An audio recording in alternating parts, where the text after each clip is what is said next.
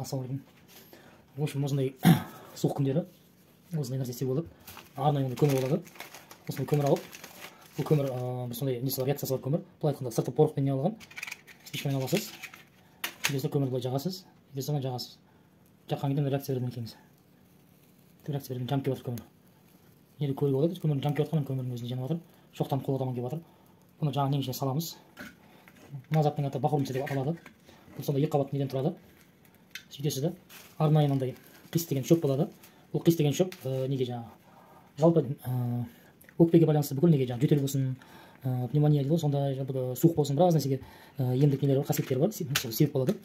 Сөзсіз шипа Аллахтан, амалмен бір себеп болады. Сөйтіп осы көмір тұтандырасыз да, мына ыдысқа салып, сөйтіп шоқ толықтай шоқ қолдау деген кезде жобалап аласыз да, былаймен бүйтіп немен саласыз. Сөйтіп мынандай түтін шығады. Осы түтінді жайлап демалсаңыз, бөлмелерге жүргізіп, өте бір пайдасы өте зор. Сондай ұнап жатса, осыны жасасаңыздар болады. Бағыт бағдарын беріп жіберемін.